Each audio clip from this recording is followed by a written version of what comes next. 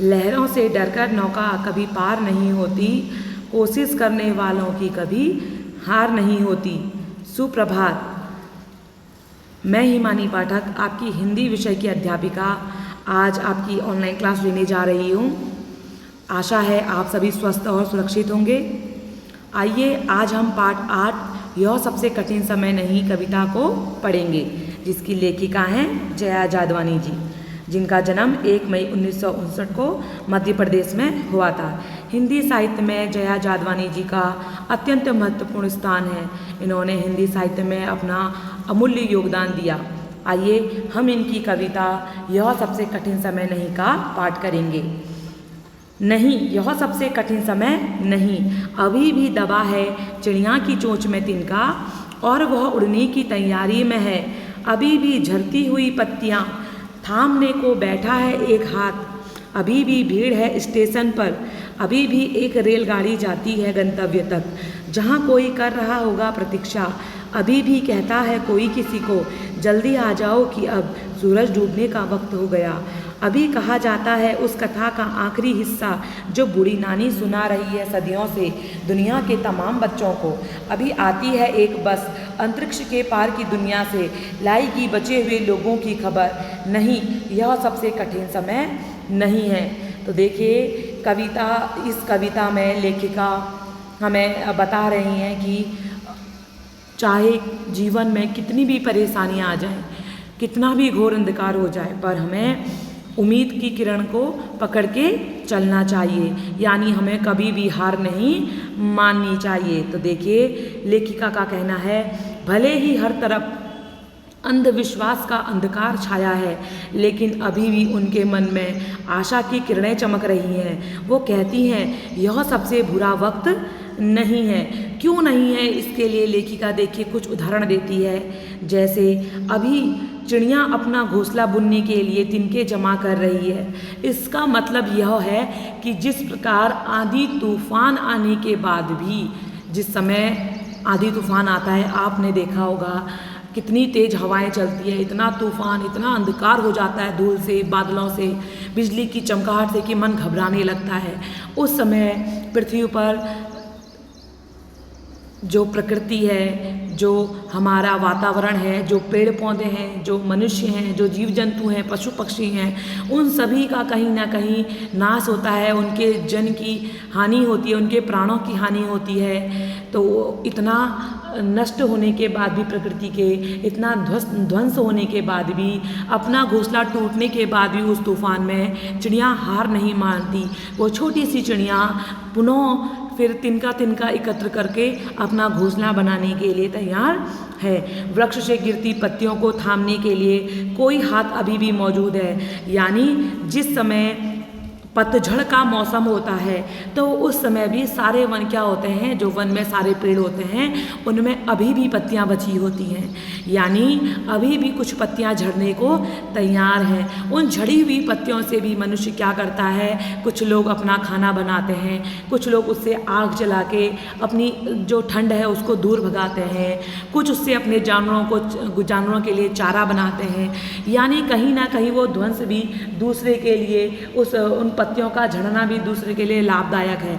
यानी हमें अभी भी आशा की किरण को पकड़कर चलना है। तो लेखिका कहती हैं अभी भी स्टेशनों पर भीड़ है, क्योंकि अभी भी रेलगाड़ी मनुष्य को उसके गंतव्य तक, गंतव्य का अर्थ होता है वह स्थान जहाँ पर मनुष्य को पहुँचना हो, यानी उसका लक्ष्य स्थान। जैसे एक नौकरी पेशा व्यक्ति है तो उसकी नौकरी का जो स्थान है, उसका कार्यालय, वहाँ पहुँचना, वह कार्यालय उसका गंतव्य स्थान है। तो अभी भी क्या है, रेलवे के जो स्टेशन है, रेल के जो स्टेशन है, रेलवे स्टेशन, वहाँ अभी भी भीड़ है। आप देख रहे हैं अभी हम ऑनलाइन क्लास ले रहे हैं, जबकि मौसम बहुत ख़राब है। सरकार की ओर से सूचना जारी की गई है, घोषणा की गई है कि सभी 1 से जो 12 तक की कक्षाएं हैं उनमें पढ़ने वाले सभी विद्यार्थियों की छुट्टी रहे, ताकि जो आपदा प्रभावित क्षेत्र है वहाँ बच्चों को उनकी जान का, उनकी माल का हानि ना हो, है ना, बच्चे हमारा जो भविष्य है वो सुरक्षित रहें। तो लेकिन सभी लोग तो अपने घरों में नहीं बैठे हैं, अपने गंतव्य तक का जा रहे हैं, उनको अपने कार्यालय में, अपने काम करने के स्थान में जाना है।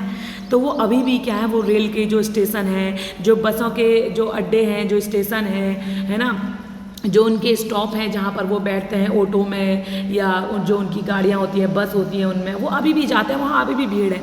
क्यों? क्योंकि वो जो साधन है, वो जो रेल है, वो अभी भी मनुष्य को उसके गंतव्य तक पहुँचा रही है, जहाँ कोई ना कोई उनकी प्रतीक्षा कर रहा होगा। जिस समय सूरज ढलता है, शाम होती है, आप देखते हैं, आप सभी बच्चे जब खेलने जाते हैं, जब बहुत अधिक समय हो जाता है और आप घर वापस नहीं आते, शाम ढलने वाली हो जाती है, तो माँ आपको घर से आवाज़ लगाती है कि बेटा जल्दी घर आ जाओ, शाम हो रही है, सूरज डूबने वाला और अंधकार हो जाएगा, है ना। तो अभी भी कहीं ना कहीं क्या है कि माँ आपकी प्रतीक्षा में है, कोई घर में आपकी प्रतीक्षा में है, इसलिए कहा जाता है कि आप तुरंत ही लौट के वापस आ जाओगी। तो लेखिका का कहने का मतलब है कि अभी भी क्या है कि इतना कठिन समय नहीं है, अभी भी क्या है कि परेशानियों में, कठिनाइयों में कहीं ना कहीं समाधान है, कहीं ना कहीं एक आशा की किरण है, जिसको कवित्री बताती है। कवित्री कहती है कि इस निराशा से भरे संसार में आशा का दामन थाम के रखना है। वो इन पंक्तियों में कहना चाहती हैं लेखिका कि यह सबसे कठिन, सबसे बुरा समय नहीं है। आज भी कोई घर पर किसी का इंतजार करता है और सूरज डूबने से पहले उसे बुलाता है। अभी भी क्या है, छोटे जो बच्चे हैं वो अपनी दादी के साथ, अपनी नानी के साथ उनसे कहानियाँ सुनने को तैयार हैं, क्योंकि उन्हें पता है कि अभी मेरी दादी के पास कोई ना कोई एक नई कहानी होगी, कोई ना कोई मेरी नानी के पास अभी नई कहानी होगी, कहीं ना कहीं कहानी का कोई हिस्सा शायद बचा है जो दादी मुझे सुनाएगी। तो वो अपनी दादी से, अपनी नानी से बच्चे कहते हैं कि हमें कहानी सुनाइए, जो उन्हें बहुत उनके मन को भाती हैं।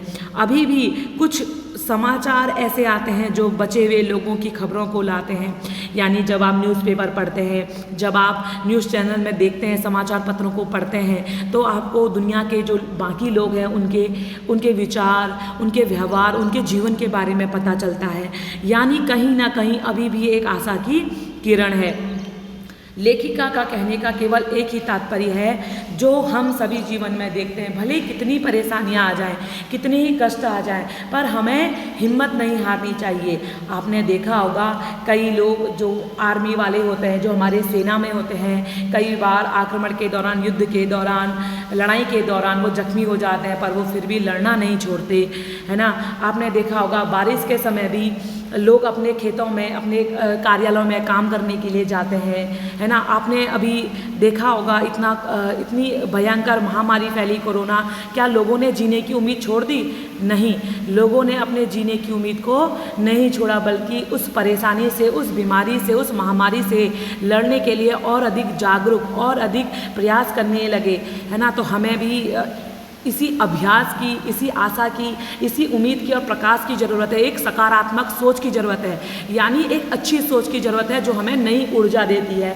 हमें पता नहीं है कि हमारा कल आएगा नहीं आएगा, लेकिन फिर भी हम कल की तैयारी करते हैं। तो इसका मतलब क्या है कि अभी समय इतना कठिन नहीं है कि हम हार मान लें। तो लेखिका हमें यह बताना चाहती है कि अभी कठिन समय नहीं है, अभी तो हमें बहुत प्रयास करने हैं, बहुत मेहनत करनी है, बहुत अभ्यास करना है और जीवन में सफल होना है। उम्मीद है, आशा है आप सभी को ये कविता बहुत अच्छे से समझ में आई होगी और आप भी अपने जीवन में परेशानियों से हार कर, डर कर पीछे नहीं हटेंगे, सदैव आगे बढ़कर अपने लक्ष्य को प्राप्त करेंगे। यानी अभी भी कठिन समय नहीं है, कितना भी कठिन समय आ जाएगा, हम आगे बढ़ते रहेंगे। धन्यवाद।